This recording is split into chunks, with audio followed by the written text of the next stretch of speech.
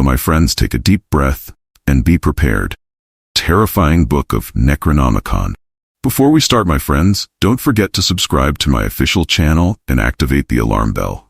Also, I shared in this video's description the links to my accounts on Instagram and Facebook for those who want to follow me and suggest any information or comment. We start our episode today from the 8th century AD, specifically from Sana'a, Yemen, where we meet the Yemeni poet Abdullah al-Hathraj, crazy Arab poet as he was known. This poet, according to what was addressed about his personality, was very alcoholic and high from the narcotics that were known at the time. And he was very fond of the subject of creatures that inhabited the earth before man, and was very convinced that these creatures still have a remnant hiding in the corners of the earth, especially in the places of ancient antiquities, which led him to start roaming all the ancient ruins and maps to meet these creatures, which he considered sacred. So he went to Iraq, visiting ancient Babylon and the eternal ruins of Mesopotamia, and then went to the land of the pharaohs, intending their pyramids, which increased his convictions about the ancient creatures. And then he spent 10 years alone in the desert of Rub al-Khali, empty quarter, to settle thereafter in Damascus, where he started writing the most famous book, the Necronomicon, which means in Arabic, the sounds of insects at night, which the ancient Arabs thought were the voices of jinns and demons who were active at night. In his book, Abdullah recounted what he met and encountered in his journey from strange creatures, what he learned from her about the secrets of black magic and its strangeness, which we will discuss later in our episode. The death of Abdullah al-Hathraj is directly linked to the book he wrote. According to what was mentioned in the novels and in the books that dealt with the Necronomicon book, Abdullah misused what he had learned from the creatures and demons he met. So it took a toll on him. According to the historian Ibn Khalkan, in the 13th century AD, a monster of creatures depicted by Abdullah in his book appeared out of nowhere and killed him. In some novels, he ate Abdullah in the presence of witnesses who were surprised and panicked by what they witnessed. Weird. Here in 738 AD, the life of the mad Arab poet ended as Howard Lovecraft called him. The most prominent one addressed the book of Necronomicon and published many of its details in the modern era. These details with the identification of the uses of this book is our next stop. What is known about this book, which, unlike the magic books that used astronomy and astrology to know the future, is the most famous book of Nostradamus? This book talks about the ancient entities and creatures that inhabited the earth before mankind. Whether it is a jinn or demon, the most prominent of these creatures that Abdullah met in his journey is the Thulu creature. A mythical creature inhabited the depths of the ocean as the surface of the earth. According to the book, Abdullah discovered the remains of Iran of the Pillars. And even more than this, Abdullah mentions in his book that he met the jinn and demons in that city. And from them, he learned magic and managed to go back to the deep past and meet the Thulu, who later became the main character in Lovecraft books. Abdullah also mentions in the book that demons taught him how to summon the dead. So he summoned the old dead to know from them the secrets of hidden history. They told him that some angels loved the daughters of mankind, so they descended from heaven and mated with humans, creating an offspring that ruled the earth for a while, and then disappeared. This is mentioned in the book of Enoch and Genesis, the most prominent of old books. According to those who read the book, it is full of talismans, symbols, and strange geometric drawings, which you can recognize once you look at them as magic tools. This magic, except that like all black magic causes harm, there was another goal of these symbols and talismans. The goal was to bring the dead and make it talk to reveal the hidden from the past. If we look deeper in this book of 999 pages, we find the names of the foreign, Arabic, Western, and Eastern. These names are for the dead people since the beginning of creation. Terrifying. Also, in a chapter of this book, we find the laws of death and its stages and what's beyond. Of course, all this is according to who was able to read and translate the book, which is what Lovecraft mentioned in his writings later. In the book, we also find pictures and drawings of creatures that we may say are legendary and unreal. as their shapes, according to those who saw it, are weird and scary. But Abdullah confirms in his book that he met them, and he described them accurately, and even painted them, prepare everyone who saw them, that it is real. Some of these creatures we mentioned earlier in one of our episodes. You remember the episode of the creatures of Al-Hin and Al-Bin and their minions, don't you? The scariest point is what was mentioned about the outer cover of the book. Can you imagine what it was? Listen well. According to those who have seen the book and the frequent news up to what Lovecraft mentioned, the outer cover of the book is made of the skin of the dead. Yes, as you have heard, the skin of the dead. As for where the skin came from, nothing was reported in this regard. So you can speculate on the answer, my friend. Of course, many of you were alarmed by the mention of a foreign writer in a book by an Arab poet from past centuries. Well, I will tell you in detail how the book, or even the idea of the book, reached one of the most prominent writers of horror stories and mythical creatures. According to most articles, one of them documented it with a letter written by Lovecraft himself to the American writer Clark Ashton Smith, telling him about the details of his findings in this book.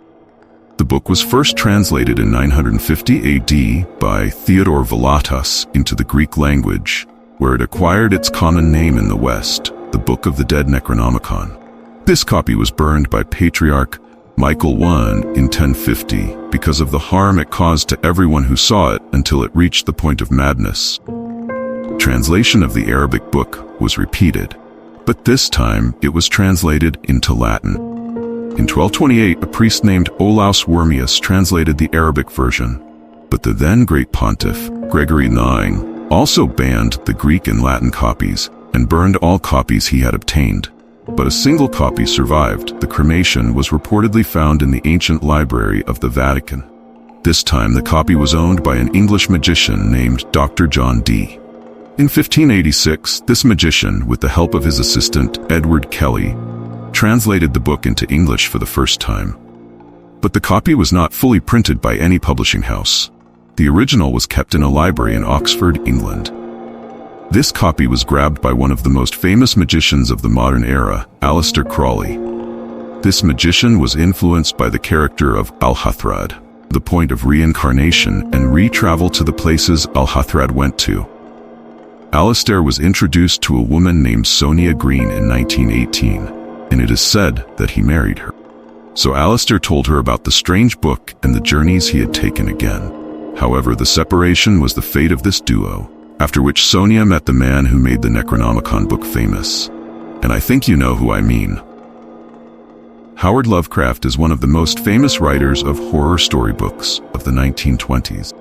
He was seeking to rewrite the Necronomicon book in full, but he did not get the translated version. Instead, he got the details from Sonia, which he mentioned in more than 18 of his most famous stories.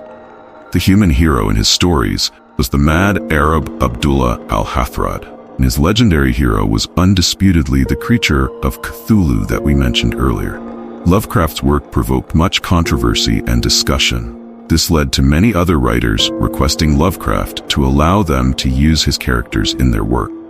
And of course, Lovecraft agreed to fully enjoy the hype caused by him. One of the most famous books based on the famous Lovecraft book Necronomicon is a book called Simon Necronomicon by an unidentified writer called Simon. Lovecraft died in 1937 of a delayed diagnosis of bowel cancer. The delay was not the result of a medical error, but listen to the following. The man whose writings were inspired by one of the scariest books and was the most famous writer of scary horror stories was afraid of doctors. This fear led him not to consult any doctor despite the excruciating pain that he suffered, to die a month after his diagnosis of the disease. And so the life of Lovecraft ended, and what he wrote remained an inspiration and ambiguity for the decades that followed. While a mysterious book, and its subject is dangerous, and its spread is wide, therefore religions must have a say in it. This is what we will provide next. As for the Islamic opinion, it is what will lead us to the shocking point. Let's see. Magic has existed since immemorial, and most religions dealt with its subject. So a book that revolves entirely around magic, religions must have an opinion about it. We start with Judaism. We did not find any opinion from the Jewish rabbis about this book, but we did not find a mention of it in the first place, although many articles and interpretations of the Necronomicon book have somehow linked it to the most famous books of ancient Jewish magic. And I am here speaking, of course, about the Kabbalah, the book that we will address in our next episode. Let's move to Christianity. Do you remember what I told you about Pope Gregory IX's burning of all the copies translated down, and the Patriarch Michael forced before him? This is a clear and explicit indication of the Christian religion's prohibition of this book, and its awareness of all the dangers that the book has caused to those who have read it. What's weird is the Islamic religion's opinion of the book and its content. It is known that magic in all its forms is forbidden by Muslims. The strange thing is that Islamic religion dealt with many books that dealt with the subject of black magic and its uses, most notably the book Shams al-Ma'arif, known for its controversial content about black magic, and it contains incantations and symbols that may lead to psychological and physical harm. This led to the emergence of a fatwa prohibiting this book in terms of reading, printing, or even handling it. Indeed, most Arab and Islamic countries prevented the printing of this book and its publication, as well as other books of black magic. But unlike Shams al-Ma'arif or other magic books, we have not found any mention of the Book of Necronomicon, and Muslim scholars have not mentioned it, and nothing has been forbidden about it, simply because there is no information about this book, not even a single one, regardless of the rule of Islam that we mentioned earlier about magic. But this book in particular was not mentioned. But no Arabic version has been found, although according to Lovecraft, its writer is Arabic. According to Lovecraft, Arabic versions have disappeared totally. But where are they? Did it surprise you? Then I will tell you a novel that will shock you, and this may be the truth. Who knows? According to more than one article on more than one site, Lovecraft reportedly sent a letter to the American producer and composer Willis Conover, telling him that the Book of Al-Azif, or aka Necronomicon in Western countries, is entirely his imagination. There is no character called Abdullah al-Hathrad, but it is a character written by Lovecraft. And the name al-Hathrad came from the name of the Lovecraft family, which is derived from the name Hazard. Lovecraft named the character in his book Abdul al-Hazred, and with frequent use and linguistic corrections, the name became Abdullah al-Hatred to add more realism to the book. And according to Lovecraft, the name Necronomicon came up to him in a dream. The idea of the whole book came after reading the Arabian Nights book by Andrew Lang. Interestingly, Lovecraft was 5 years old when he read this book and created the myth of Al-Hathrad in his book. According to Lovecraft's Confesses, a little research shows that it could be just a fabrication.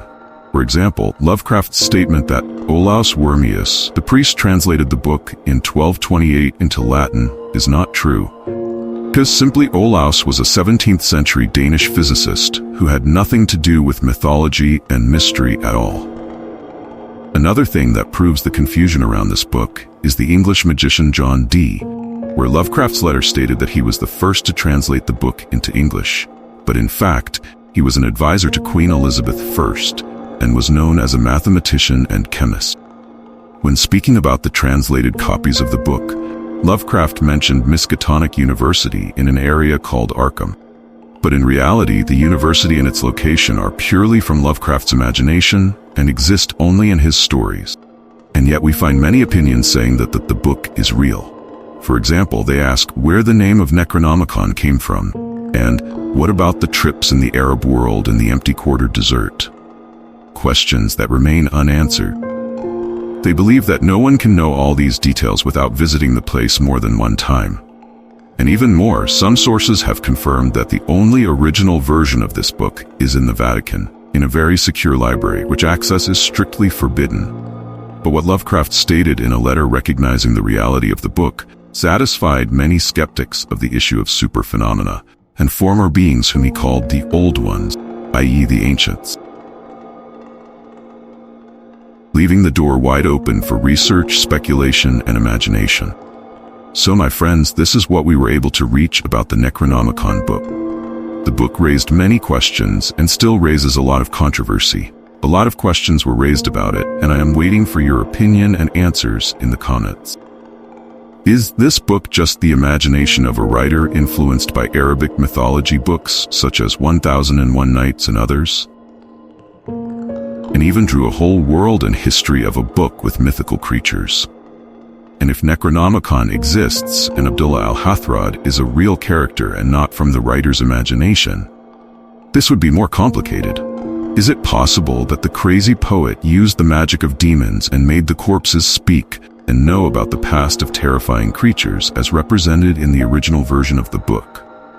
And if it were all true, where is the original Arabic version on which the story is based? Is it true that it is rumored that the Vatican keeps it a complete secret?